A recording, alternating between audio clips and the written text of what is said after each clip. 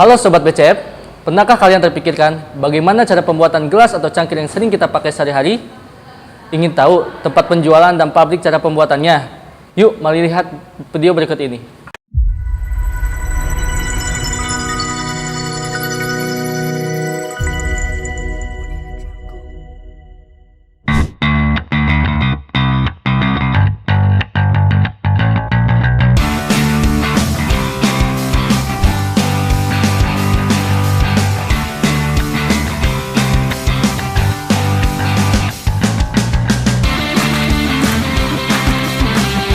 Oke, kita sudah berada di CV Bareta Cemerlang.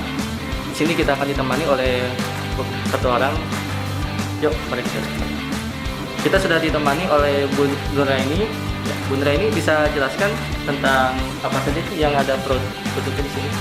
Jadi kita dari CV Bareta Cemerlang ada 5 brand, di mana keduanya ini ada brand Cangkir Bogor dan Mukef. Kalau untuk brand Cangkir Bogor ini sendiri, ini untuk khusus souvenir perusahaan. Dan untuk brand Mukef khusus untuk souvenir wedding.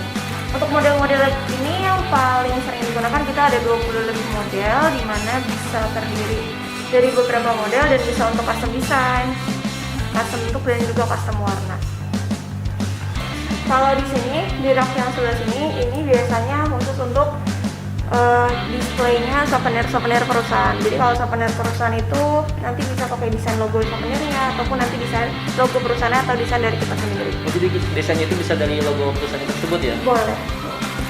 Karena kan memang kalau untuk perusahaan biasanya yang mau ditampilkan adalah dari logo perusahaan itu sendiri. Iya.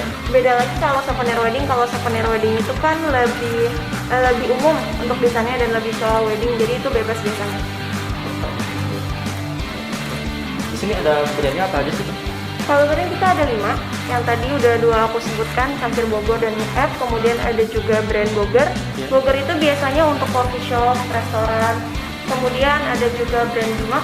Kalau Bimak itu untuk polos kopi. Jadi biasanya target kita adalah pasar-pasar yang buka usaha di Sukabumi. Gitu. Dan yang kelima ada brand No Limit. Kalau brand No Limit ini sendiri untuk retail. Jadi kita jual satuan kayak juga. Karena biasanya souvenir yang kita jual itu dalam untuk quantity ada minimumnya gitu.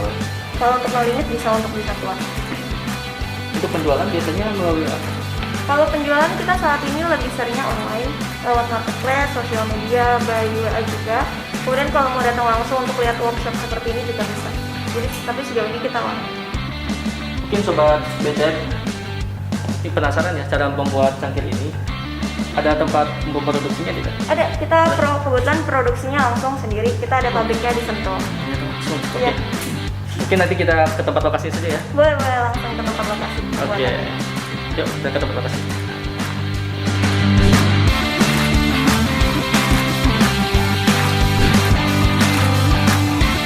Oke, kita sudah berada di pabrik CV Bareta Cemerlang. Kita lihat-lihat dulu ya. Ini saya untuk apa ya? Kalau kita lagi ada di bagian proses pembuatan bahan bakunya. Bahan baku. Ya, bahan bakunya dimulai dari masih bahan, kemudian digiling untuk nanti bahan baku jadi Tapi dari bahan ini langsung digiling dulu. iya, diproses digiling sampai nanti jadi bahan untuk pembuatan cangkir. Boleh kita lihat bahan Iya. bahannya? Dari ini bahannya kita dari stoneware, pembuatan bahannya stoneware. Karena kan karena lihat itu kan ada banyak ya, kayak ada stoneware, ada porcelain, ada gerabah. Nah kalau kita pakai bahan yang stoneware-nya. Oke, setelah bahan ini di penggilingan kita ke bagian apa nih? Setelah ini kita ke bagian jigger. Kalau jigger itu untuk proses pembentukan dari cangkirnya itu. Bisa kita lihat? Iya, Mas.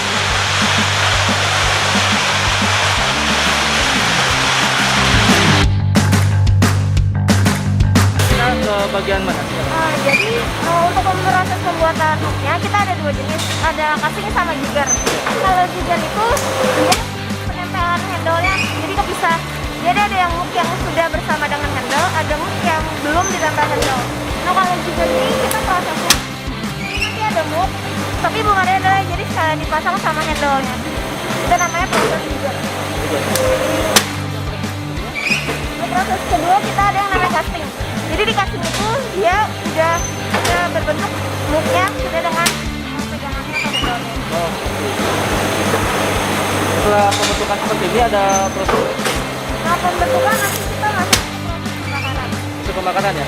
Oke, sebelum kita ke pewarnaan atau pembentukan, kayak ini ada apa ya? Bisa jelasin dulu. Jadi kalau tadi kan ada yang sistem jigger. Ya. Kalau jigger itu kita hanya bikin bentuk dari muknya aja tanpa gagang. Nah, ini proses untuk bikin gagangnya.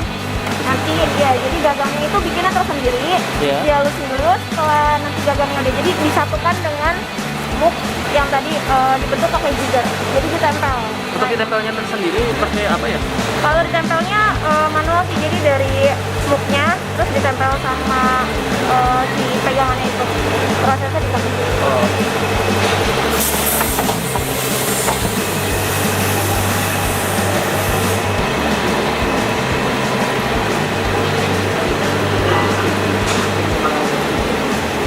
Oke, mungkin kita ke bagian selanjutnya kali ya, Teh? Ya, selanjutnya kita ke pewarnaan. Pewarnaan. Ya. Oke, baik. Terima kasih. Oke, ini lagi berada di bagian pewarnaan ya? Iya, jadi tadi setelah muknya sudah jadi, ada yang udah berbentuk, ada juga yang disambung dengan model. Kita lanjut ke bagian pewarnaan. Jadi memang sistem muknya itu kita celupin ke dalam pewarnanya itu. Cuma karena ini bahannya pakai termasuk bahan alami, jadi kalaupun kena tangan jadi nggak apa-apa. Jadi aman gitu ya? Aman untuk ya, Untuk pewarnaan tersendiri ada berapa warna di sini? warna itu kita banyak yang udah kita produksi banyak. Cuma kalau misalkan biasa beberapa perusahaan pengen warnanya itu sesuai sama logo. Sesuai sama logo? Iya, sesuai sama logo perusahaan itu sendiri. Jadi kita bisa untuk custom warna juga. Oke, kita setelah pewarnaan, ini ada bagian apa lagi? Setelah tadi pewarnaan, muknya akan segera dibakar, jadi masuk ke dalam oven. Nah, ini lagi mau disusun dulu, dimasukin ke dalam lori. Nanti setelah masuk ke dalam lori, nanti bakal masuk ke oven yang ini. Gitu. Mungkin kalau untuk lebih lengkap soal pembakaran bisa dibantu sama Pak. Oh, boleh cerita? Ya. Nah. Boleh bertanya Pak, ini berapa lama ya? Kalau untuk pembakarannya 16 jam, 16 jam. ya waktu pendinginan 5 sampai 6 jam. Ya. Kapasitas lori 3.900 untuk lori yang besar 1, kalau yang besar 2 2.600, kalau yang kecil tengah itu 1.600. Untuk pembakaran tersendiri berapa derajat ya? Suhunya 1.250. Suhunya 250. Ya. Oh. Setelah ini Kalau yang ini proses penyusunan. Proses penyusunan sampai selesai sekitar ya 7 jam kerja, karena tergantung besar kecilnya kapal lorinya atau kapasitas lorinya, bebannya. Nah, ini selesai, ini langsung kita dorong ke dalam. Kalau yang dalam kita keluarkan untuk pergantian lorinya. Kalau yang di dalam mungkin udah selesai untuk pembakaran, pendinginan, kita tarik. Oke, baik Pak. Terima kasih Pak ya. Mungkin Ya. kita akan dengan Bu Nura ini ke bagian lainnya. Oh ya, silakan. Mari Pak. Ya. Oke, setelah mungkin kita bisa lihat hasilnya ya. Ini Iya. jadi hasil dari pembakaran itu ya. Iya, tadi kan kita udah bikin bentuknya, terus Iya. dicelup. Nah, kalau misalkan tadi pencelupan warna, memang ini nggak kelihatan warna hijau. Tapi setelah tadi lewat pembakaran, nanti hasilnya jadi seperti ini, warna hijaunya keluar. Lebih keluar juga ya.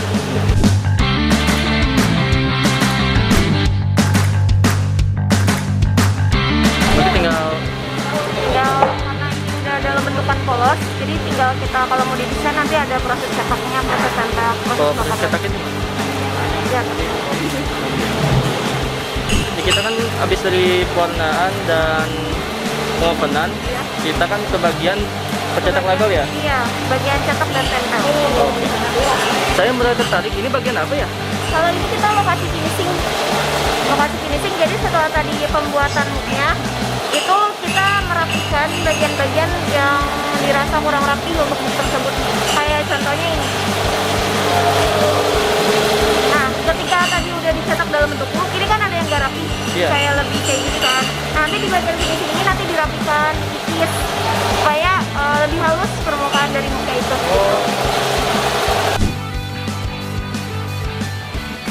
Sekarang kita berada di mana nih? Jadi ini proses untuk cetak decal.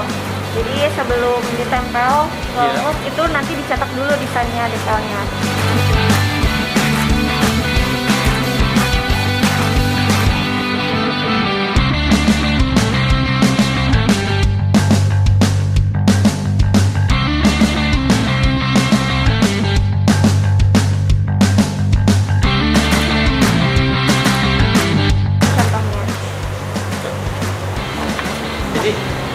contohnya ya? Iya, ini contoh detailnya.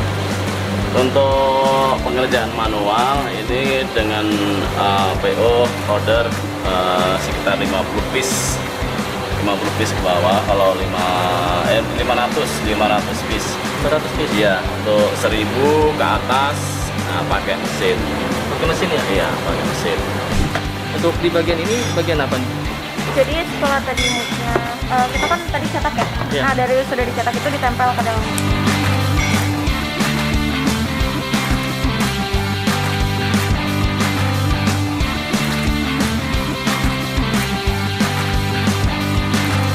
Setelah ditempel ke muknya ini, kita ke bagian apa? Setelah tempel ke muk, kita ke bagian pembakaran. Pembakaran.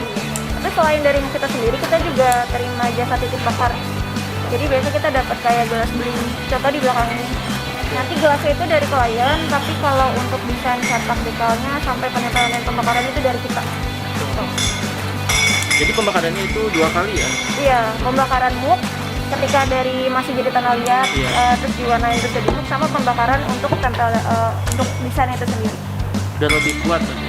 Iya, karena kan kalau desain itu kan kita kayak stiker, nah supaya desain itu lebih menyatu dengan muk dan karena kita memang cetakannya itu nggak kegores, nggak mudah pudar, itu kita harus bakar lagi. Mungkin kita langsung ke tempat pembakaran gitu. Terima kasih Bu ya.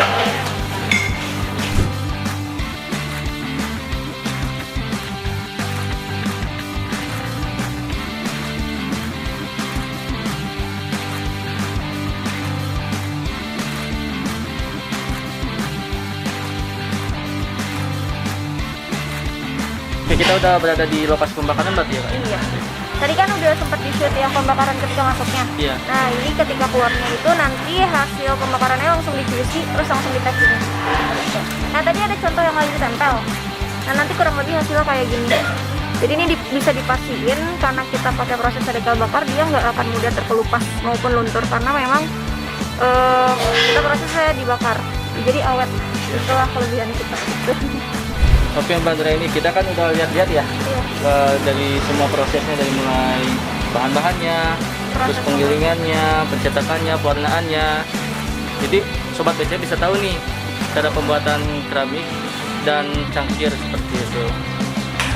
Ya Mbak Andra, ini terima kasih ya. Ya, Kita terima sudah kasih. dibolehin untuk mengunjungi pabriknya. Bongkar kreasi